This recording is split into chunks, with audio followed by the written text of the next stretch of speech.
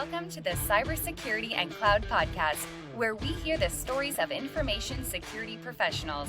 This podcast explores different angles, out-of-the-box ideas, and the human element of cybersecurity. If you enjoyed today's episode, please consider leaving us a review on Apple Podcast and supporting us at www.patreon.com/CSCP so we can continue to bring on amazing guests.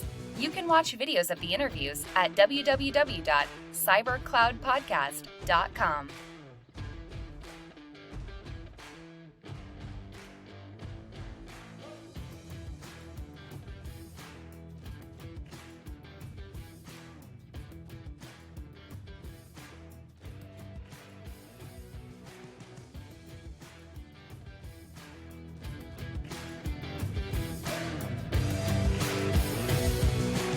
Welcome, everybody. Welcome back to the Cybersecurity and Cloud Podcast. Today, we had the honor to have a returning guest, and actually a returning twice guest this week, I shall say. Allan Alford has been our guest in the previous season and now returns hot and as a mystery guest and an unmystery guest in this time. I'd like to welcome everybody back and the ball to Allan. Veteran CISO, Defending Depth podcast co-host, crusher of podcasts. What are the names that we need to add? Right, cybersecurity man about town. How about that? That's what I would say. Just guy who gets around. That's me. Tell us a bit more what you're doing, why you're in London so many times virtually, and what you've been doing up to right now, and future project, and a little bit of background about yourself for the small population that still doesn't know you. Okay. So I've been in information technology and engineering for probably 30 plus years now. I've been in security for 20 plus years, and I have worked in a variety of roles. I've been a CISO a few times over now in a variety of industries: telecommunications, education, security itself. I actually was CISO at a security company. And now I'm in an interesting role of being sort of a combination regular CISO meets CISO consultant type role, where I'm actually client facing, working with a lot of clients all over the world. That's part of why I'm out and about. And part of it is as well that I'm really wired into the CISO community. For those who don't know me, follow me on LinkedIn, join me on LinkedIn, connect. I've got a very large community that I've built in LinkedIn where we have a lot of cyber conversations. And I'm involved in all kinds of groups and organizations and Slack channels and things. And so I've kind of got my finger on the pulse of a whole lot of CISOs. And the reason I do all that and do all the podcasting is it's important for me to stay abreast, stay current, understand what the trends are, the concerns are, because I've got clients, like I said, all over the globe, and I try to always give them the best and most current thinking in the industry. And so it's kind of really good for me to just sort of always be out there meeting people and doing things. So connect with me on LinkedIn, listen to my podcast, Defense in Depth, join the conversation. I would love to hear from you. And Twitter now. And now you're a Twitter boy. Yes. At Allan Alford, INTX, like in Texas. Perfect. And as well, connect with us. We are on everywhere as well, fellow kids, with the exception of TikTok yet.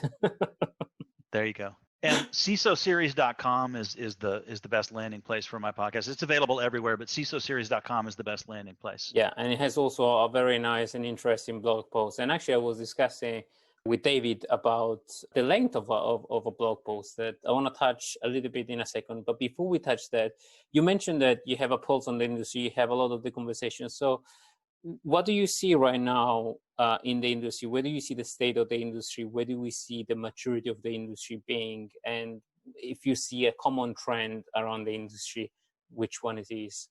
Yeah, I hate to bring up COVID because I'm sure by now it's been talked to death in a lot of forums by a lot of people. But from a cyber perspective, to me, there's an industry trend. There's a change in our thinking that's occurred because of COVID. And I think some of us were already there and we're already headed there, maybe even already were there, but I think a whole lot more of us have been sort of nudged there by COVID. And what there is to me is a world in which a lot of our security tools are SaaS-based. in which the perimeter and the on-prem paradigm are shattered, where we consider the perimeter either to be non-existent or maybe even, we can say the endpoint is the perimeter. I've heard a few phrases to describe it. But this idea that what might have been occasional, one of our employees at the coffee shop or maybe at home or whatever it might have been, the idea that this new normal in cyber is that everybody is in that state on a permanent basis. And it's a very different paradigm shift. And I think a lot of companies had some remote work thinking, and from a cyber perspective, we're making decisions that maybe weren't the more robust decisions to make, or maybe weren't scalable to the magnitude and degree that we have now. I've seen a lot of shops, and again, I talk to CISOs all over the planet, and I'm always polling people, what have you done? What have you seen? Where did you get stuck? And one of the things I've seen is that a lot of people had a robust enough VPN infrastructure to handle some portion of the audience, being remote, but not everybody. And so from a cyber perspective, one of the things that's happened is a lot of companies have decided to enable split tunneling, right? To accommodate the bandwidth saturation problem. They flip on split tunneling, and now all of a sudden everybody's getting their internet from over here and their and the connection back to security work control over there. are completely out. Yes. Other people I've noticed have ramped up their VDI capabilities, which I think is a good security position to be in response to all of this. VDI to me is always better than VPN in terms of connectivity security. But similarly, I've seen a lot of people opening up RDP to the internet, which once again, you're seeing this full spectrum. I think it's a new pandemic of seeing RDP over and over and over. Yeah. And then the other piece I think that's COVID related in terms of cyber is there's been a real uptick in malware, ransomware, phishing attacks, business email compromise. Like basically there's an awful lot of entities out there taking advantage of the COVID situation, claiming to be the World Health Organization or claiming to be some authority figure involved in COVID. Get the latest news here. Learn what you can do to protect yourself there. There's all kinds of very convincing emails getting flown around the internet right now that aren't in fact legitimate, that are malicious. And there's been an uptick in that behavior. I've actually seen a downstream, and I was discussing this with Stu in the previous podcast on how much the industry is trying to break with phishing attack and phishing attack, the company and the organization. And there is a big concern of organizations saying, well, we are concerned that our VPN is going to get breached, that we're going to get attacked via emails using COVID and COVID related. So we had here in the UK, the NHS one.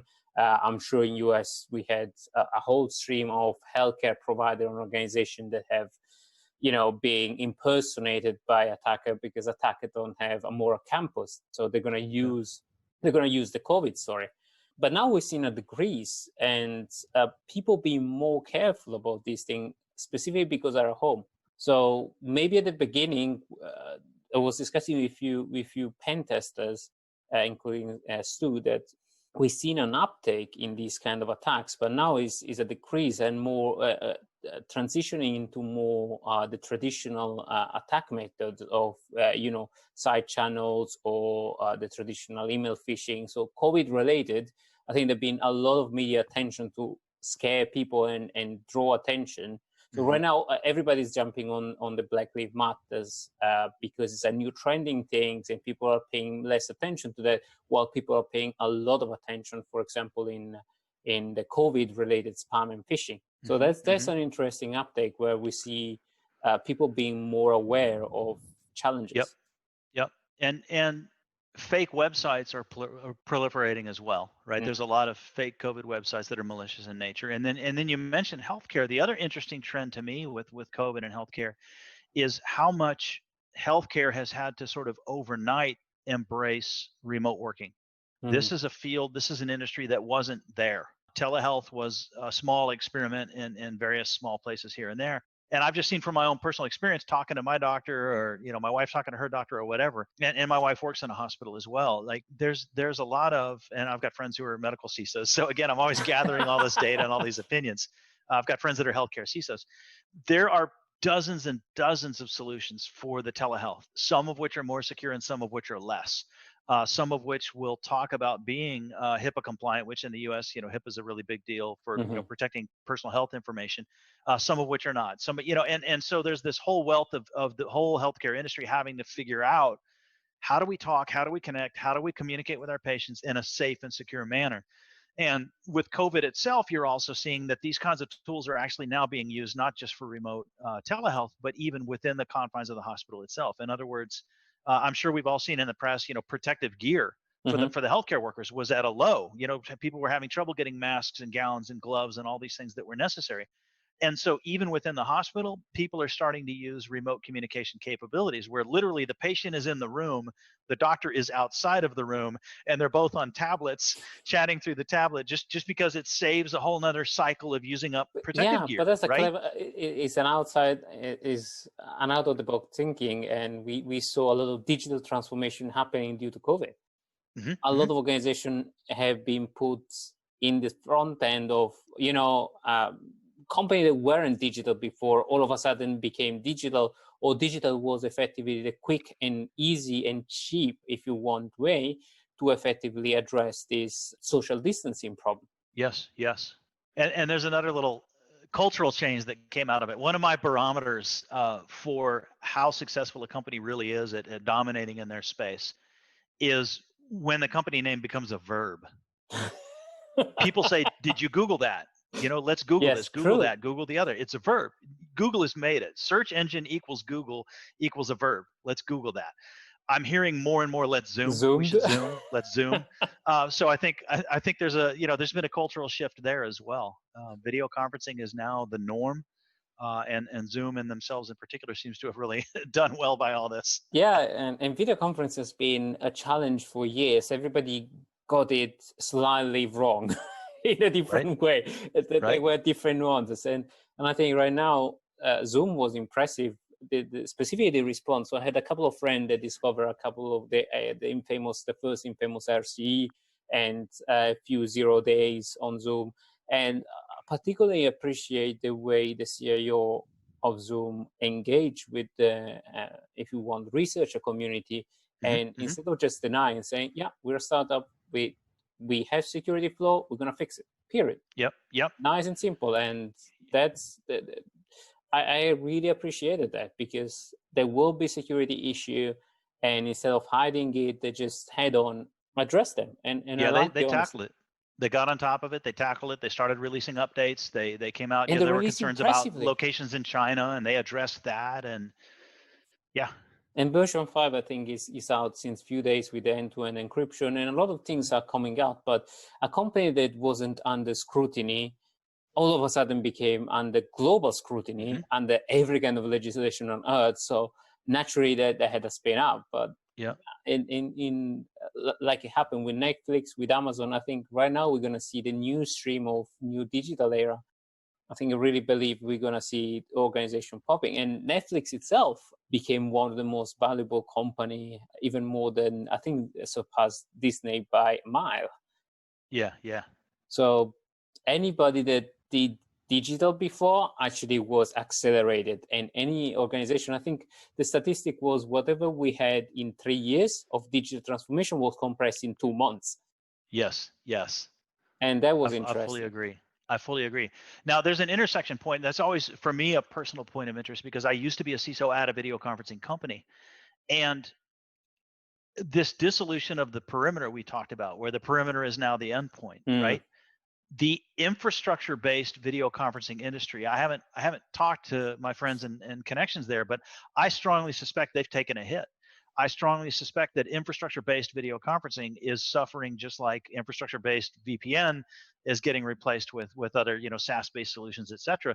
This idea that Zoom can be done from anywhere from the endpoint, it's an endpoint to endpoint communication. I think that's a key variable in all this as well. And I'm real curious to see, and telephony, even just basic telephony. Look at your desk phone. When's the last time, now that you're working from home, when's the last time you used your desk phone? I never had a desk phone for 12 years.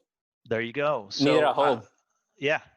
And I think these are trends we're starting to see as well, that both desktop telephony, infrastructure-based telephony, at work telephony, at work video conferencing, infrastructure-based video conferencing. I think all of these things are now being looked at as, and Zoom may not have the same video quality, right? I mean, to speak for an industry I used to work in, there was some phenomenal quality and capability from these infrastructure-based solutions.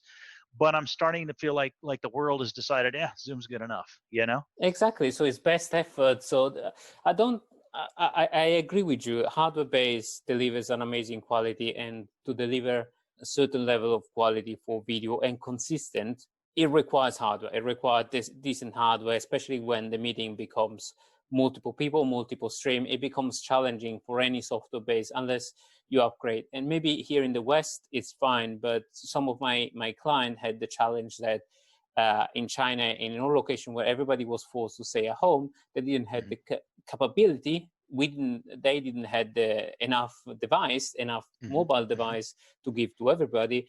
And those devices that people could scramble across, even they had virtual desktop, they didn't have the capability or the hardware power. So in certain locations, Zoom could work, but in certain other locations, a hardware-based solution might still work. Now, in due time, I think the thing will shift, but there will be still a balance. I think where Zoom went was because there was a need, and that was a quick and dirty solution to address everybody. But is benchmark level quality.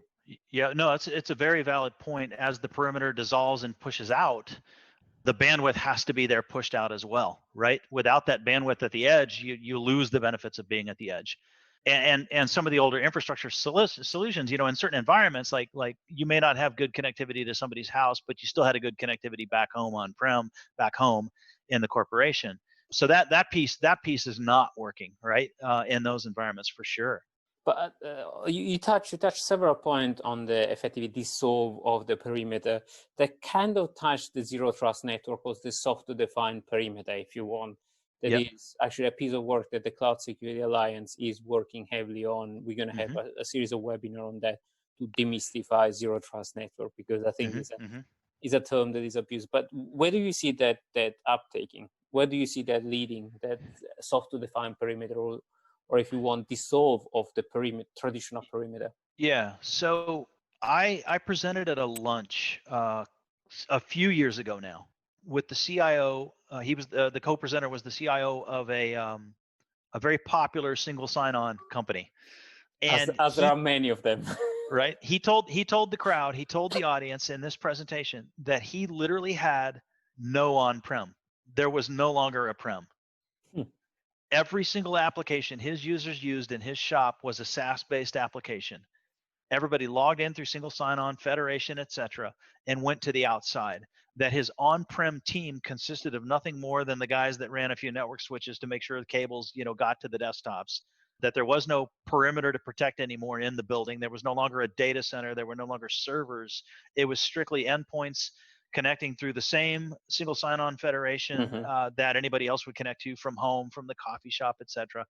And he was entirely on-prem. Now that's a lofty goal that most of us are never going to achieve, because most of us aren't new companies. Most of us have legacy stuff that's been there forever. But it's still a very compelling story. I think it's a testament to a few things. One is that the application layer, let's look at that first. The applications that the humans in the shop need. I need to log into my HR system. I need to log into my payroll system. I need to log into whatever those might be. There are now strong SaaS-based options for every one of those needs. That's statement one about this. Statement two about this is sort of infrastructure as code and single sign-on and federation, and the fact that you can have a cloud-based solution manage your access to all of these things as well. And the third is the security piece, that the security tools themselves now also have a strong SaaS offering for almost everything you want to do, right? To secure a SaaS, you need a SaaS security tool. if you have a SaaS infrastructure, if you have a SaaS application layer, and you have SaaS security tools to manage it all, you've won the game. You're managing the fact that your perimeter is out there all over the world. And even more, traditional security control like firewalling and other stuff might not work in that specific environment. How do you firewall a bunch of SaaS solutions unless you want to, proxy them out in on-prem and just clank an old solution? So also a nowadays solution. But as you said, also that's nirvana. That's the nirvana of digital transformation, where, you know what, everybody's modern, everybody has an API, is data driven everywhere. You can access data everywhere, and you can secure things with modern technology. But a lot, especially in the banking world, a lot of things where we operate specifically, we saw COBOL, we saw mainframe, we saw very traditional thing. And I've seen innovative things in the space where they were trying to build virtualization on top of mainframe. So I've seen some innovation in there, but a lot of organizations will still deal with a lot of legacy. But absolutely. My take on that will be that you reduce your footprint of legacy as much as you can to the critical things that are not feasible. They're going to die eventually at some stage. So you reduce it, you secure it, and you know that they're going to be fragile, but you build eventually a layer on top of it that is modern. So effectively you put of your Fiat, you put like a nice Ferrari on top of it, and you kind of modernize your Cinquecento. Exactly. It's the old cowboy movies. You know, the Native Americans would come charging over the hill on their horses, and they would circle the wagons, right? They would get all the wagons together in a tight circle, and everybody would hide in the middle, and that's it. Circle your wagons, right? Reduce the footprint, shrink down the size of that perimeter. Even if you have legacy, which most of us do, most of us are never going to achieve that ideal state of no prem at all. That's exactly it. Reduce it, shrink it, harden it, contain it, get it down to one thing. Network segmentation is key. Dare I say micro segmentation? And stop giving people nirvana and getting people excited about things that are possible, and then they go back to the office. Let's do micro segmentation. Okay, to divide these networks is going to take 2 years. Right.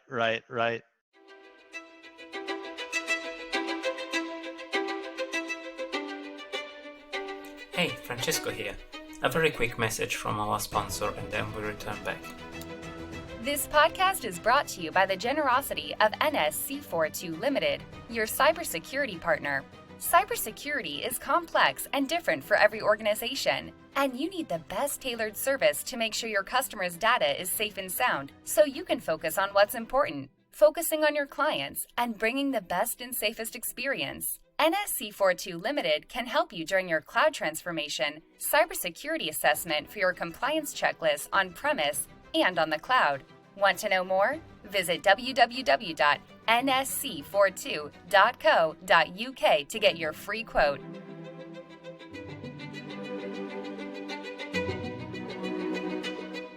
No, on that topic, actually, I said use COVID. So COVID could be a good chance to segment the network. There you go. Because everybody's out of the office, and you have the only connectivity in is a network where you have your servers and your VPN endpoint. Everything else could be segmented. I like it.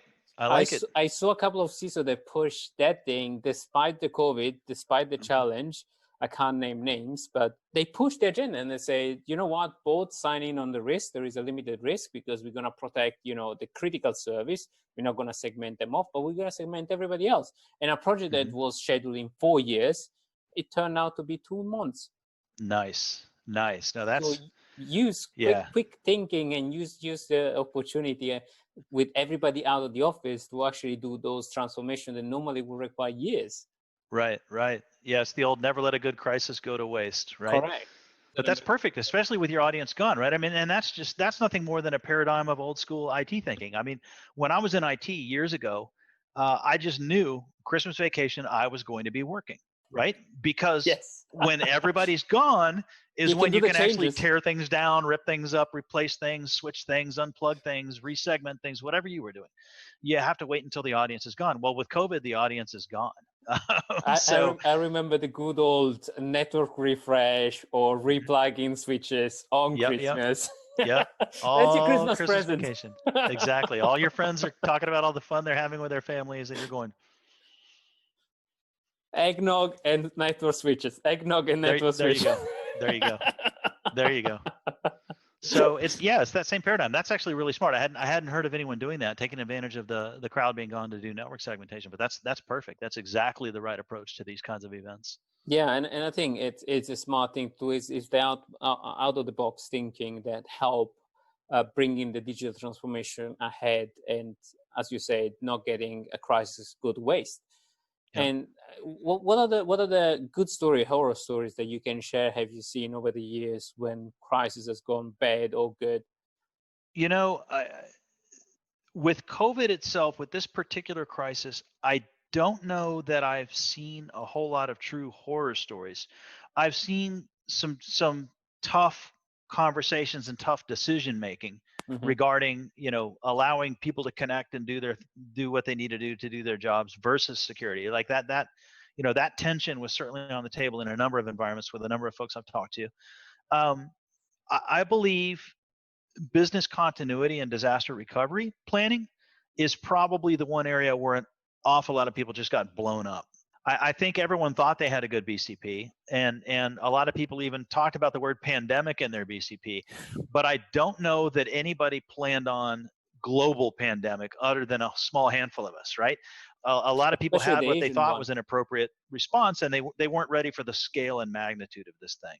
Especially the Asian country that experienced similar pandemics, so the SARS, the MERS, they experienced this before, so they were ready. I think the West was less ready with this Yes. global scale pandemic because, let's talk frankly, you're never gonna give a high probability up to the point where something happens. Then the probability gets, the perception of a probability change drastically. Yeah.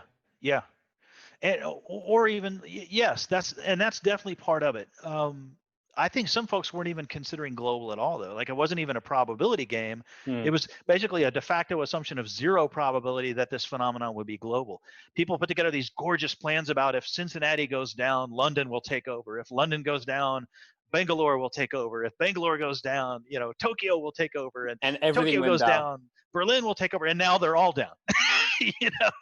So folks weren't planning for that in some cases, and I feel like there's going to be a massive backlash over the next few months of everybody revisiting, not everybody, but most folks revisiting BCP, DRP, probably getting renewed budget for it for things that before, because BCP often too, and again, this is, I talk to everybody, so I'm getting these collected stories from around the world.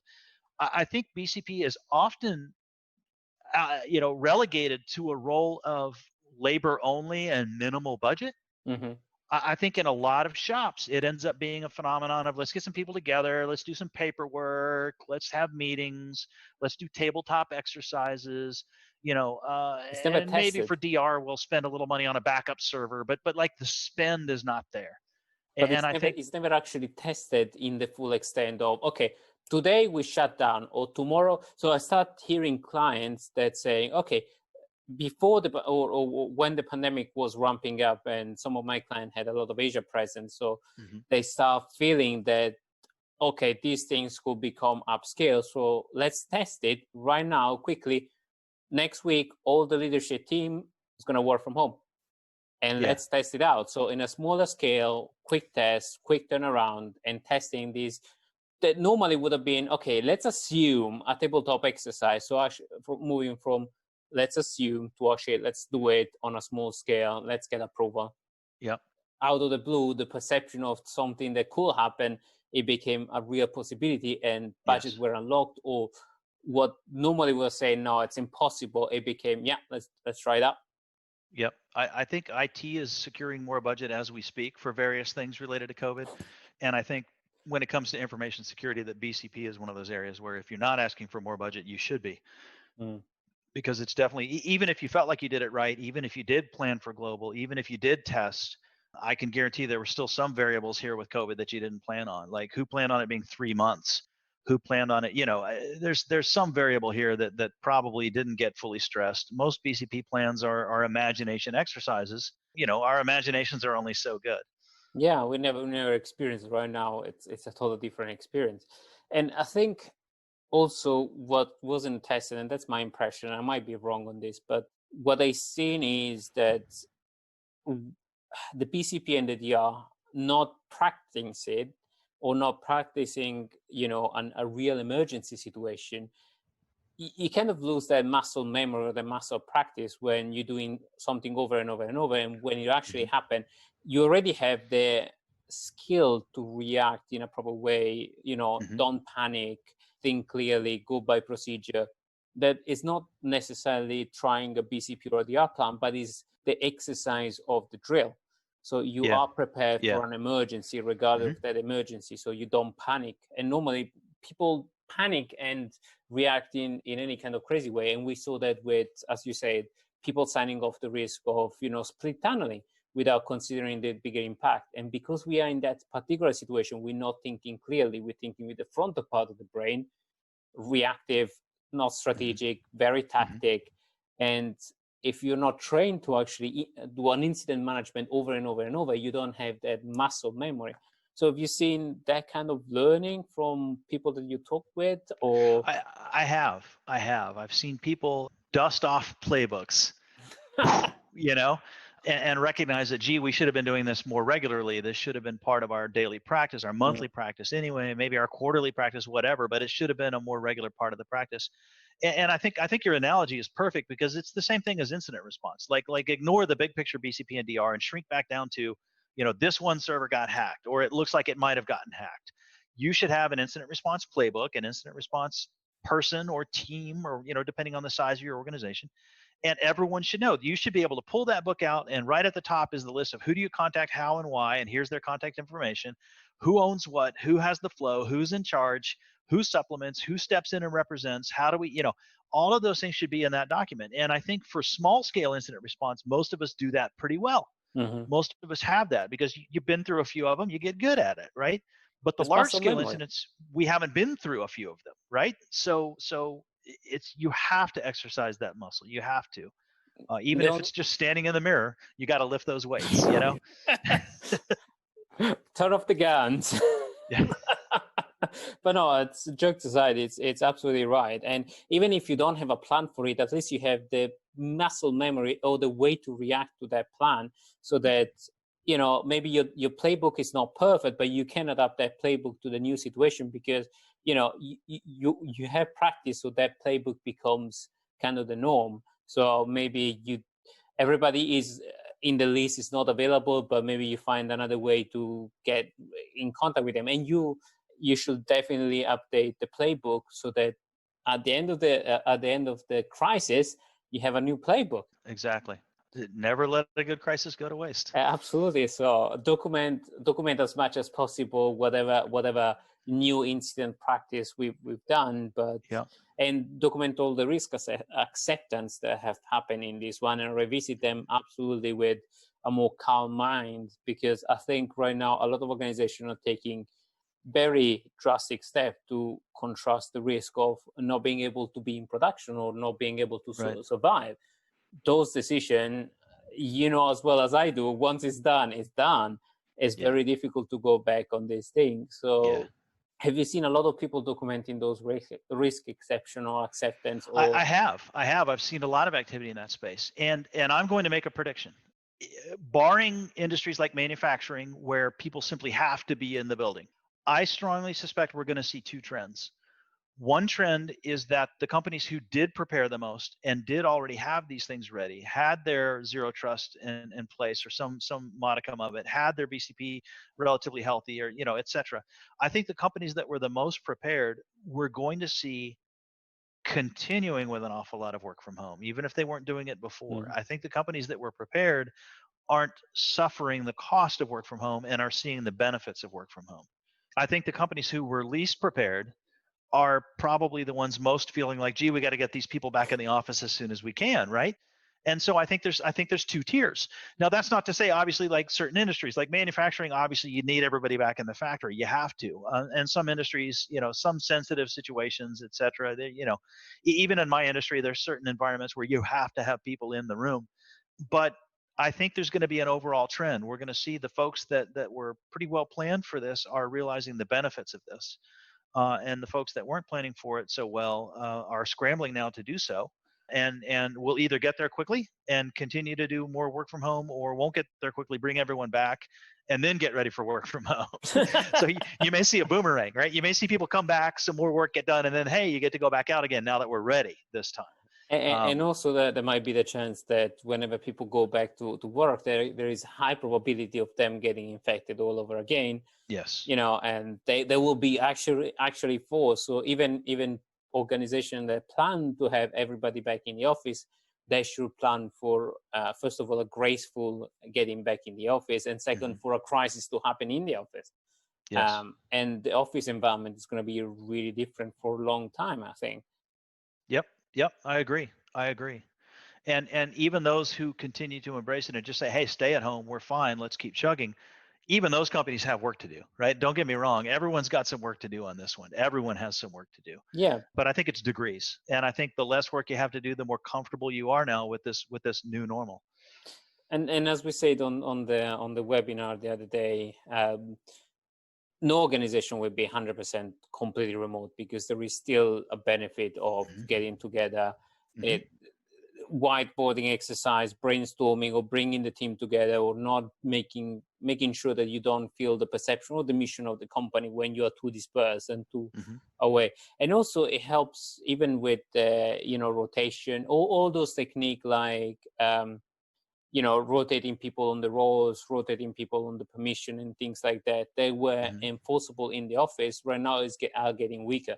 So all the fraud detection, all those methods that specifically in banking has worked for a long, long time, they will not be applicable out of the blue for people that work from remote. What do you think? Yeah, no, I agree. I agree fully. I think that's precisely it. It's going to be an interesting world where we're going to live in, where I think if we go back, and I strongly believe that in 2021, we might go back to some kind of level of normality, there will be a shifting trend and a lot of interesting discussion of pre-COVID and post-COVID and what people will do. And that human factor can't be ignored. You're absolutely right about that. How do we get together? How do we collaborate? How do we whiteboard? I think you pointed out in the webinar that, remote whiteboarding technology isn't caught up with remote video technology. It's not there yet. So there's some missing components, regardless of everything else we discussed, the readiness, the company's posture, BCP, technology, et cetera. There is a human element that a certain amount of work in the office is necessary. So, and you mentioned the word rotation, right? That becomes a very interesting challenge from an HR perspective, from a management perspective, from the health and well-being of the company perspective. How do you pull that off? Because you can't say every Wednesday everyone come in. Yeah. Because the benefit to a company in terms of like, hey, let's say work from home, is that they can reduce their footprint. So you can't have, at that point, you can't have everyone in at the same time. So how do you get this team talking to that team? Third Thursday of every month, both of these teams are in, like, okay, but then we have to do this for every team. But then, so the human piece of it is still very much up in the air and still very undecided. It has to get there. And I have seen some backup technologies coming into play to help supplement that. I'm seeing more use of Slack, more use of Teams, more use of tools of that sort where people can create dynamic groups, throw 18 people into it, everybody chats on that channel. And I'm seeing even silly stuff like virtual happy hours. I don't know if you've participated in any of those yet, but I've been invited to a dozen virtual happy hours in the last 3 weeks alone.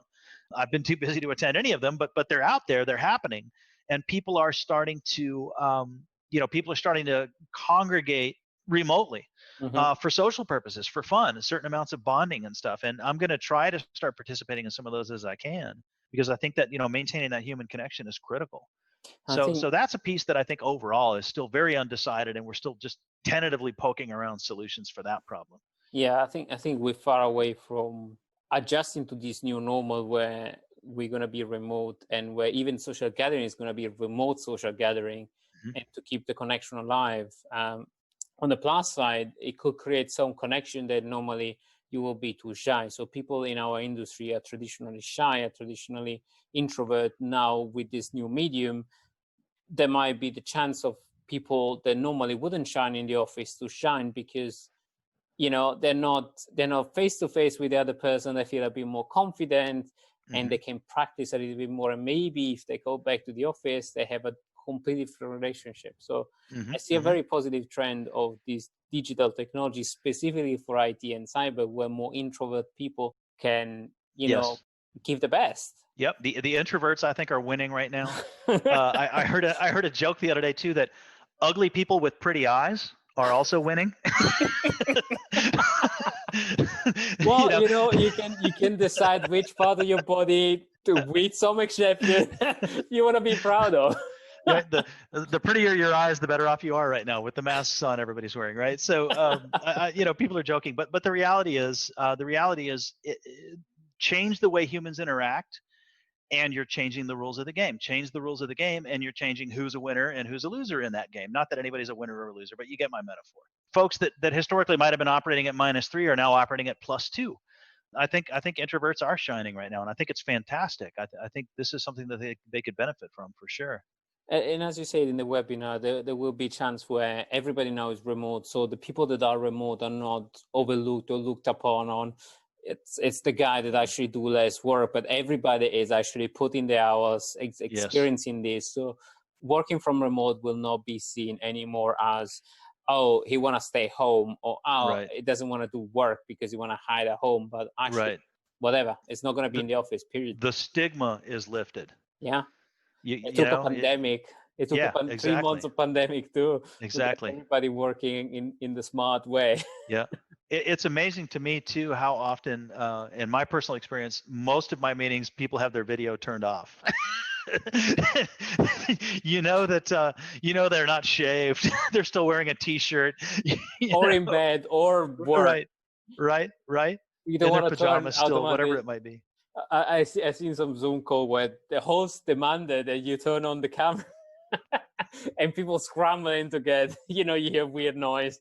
Right. But also on the opposite side, we saw, as you say, the life inside people, and potentially the worst of it, because I've seen a lot of social engineering and social engineer people just streaming and saying and mapping people's life with the library or what they have on the bookshelf or what they have in the house to map the behavior of people. So hence why I thought it on a green screen, saying my work life is going to be completely separate from my day life, and I don't want anybody to see my house. I don't want anybody to map my own thing, even passion, unless I decide to disclose on. Yeah. I keep mine aimed at a very boring blank wall. It's perfect. It's the right thing to do, I think, but not everybody's privileged, especially in city like London, in city like San Francisco. I mean, Texas, you have massive space. Yeah, we have a little more land out this way. Yeah, just a tad bit. Australia is the same. In cities where you are a little bit more crammed, like New York, San Francisco, London, you had to find this smart way and solution. And it's interesting, the green screen technology with Zoom in particular, this camera supports it, where I don't have to have a physical green screen. I can do the background if I want. The other computer, the built-in laptop camera, doesn't support it. So I'm either going to have to go buy a physical green screen or buy an extra webcam. And the reality is webcams are impossible to find right now. Just like, True. I think in the UK, it's sugar right now is hard to get. It was toilet paper before. Now it's webcams. Glass as well. Glass is getting a shortage because also in the stock market, people are shorting and going long on certain materials because of that. And they create enormous price spike. But this actually is a physical one. It's not a virtual one, and actually delivers the best quality, I had to say. Green screen technology is not new, but the physical one. I mean, there is a point why the cinema industry still stick with the physical green screen. Right. It works. Yeah, exactly. I have a virtual background for Zoom. It's a pistol with the bullet coming out the other side. I'll turn that on occasionally just for fun. And that's the thing. I was having a meeting with my family, and we started playing with the Zoom thing. It's like I surprised them by saying, "I'm at the beach." Today I'm at the beach. Then I'm gonna go into the mountains. Then I have a new house and stuff like that. But right. There you go. As I was saying to you and to Tom, there is only so much fun with background that you can play. You ultimately will need to gather back with people because ultimately we are social people. We need to get together. We do. But before we close, and with this doom and gloom gone, what is the positive message that you can give everybody? If you positive want, message on the cyber, on the industry, whatever field, a positive message. Yeah, I think we already sort of said it, so I'll sum it up, and that is, to whatever degree you did or did not plan for a global pandemic, it's here now. It's happened. That means it can happen again. Your leadership should be aware that it happened and can happen again. I think at this point that's a no-brainer. We all know that. So now's the time to ask for the budget, ask for the cycles, ask for the attention. Sometimes with BCP, it's not a budget proposal. We mentioned earlier, most people treat it as not one. And that may still even be completely acceptable, but you had trouble getting people to come to the table. Dear manufacturing department, dear HR department, dear legal department, come sit down and participate in this exercise. Well, I suspect they're willing to do so now. So leverage this, take advantage of what has happened to draw attention to what you need to improve in your shop. Get the buy-in, get the involvement, get the engagement, ideally get some more budget as well, and put together a solid plan that shows next time something like this hits, we're going to be better prepared, and here's how and here's why. And I think you still have plenty of room to do that right now. So that's my positive messages. Get on it. You can do it. And don't let a good crisis go to waste, as you say. Exactly. Allan, thank you very much for joining today. It's been a pleasure, as always, to have you on and to have a conversation. And I'm sure we're going to see you again very, very soon. So when's your next gig in London? My next gig in London, Monday morning. I'm participating in a webcast with one group. I can get you the details if you want them. And then the City of London Police Department is doing a webinar after that, and I'm participating in that one as well. So there's a couple of different things, and it's all Monday morning early my time, like 5 a.m, Texas time. But it'll be a good 3 hours before my workday even starts. I will have done 3 hours of webinars, and that's all happening on Monday. I can get some info for you and link it if you want. Yeah. Tag me along, and I'll tag along. Beautiful. And Defense in Depth at CISOseries.com. Check us out. We have these very same kinds of conversations there. Absolutely. Thank you very much, Allan, and thank you everybody for listening in. And I'll see you at the next episode. Stay safe and stay cyber happy. See you, Allan.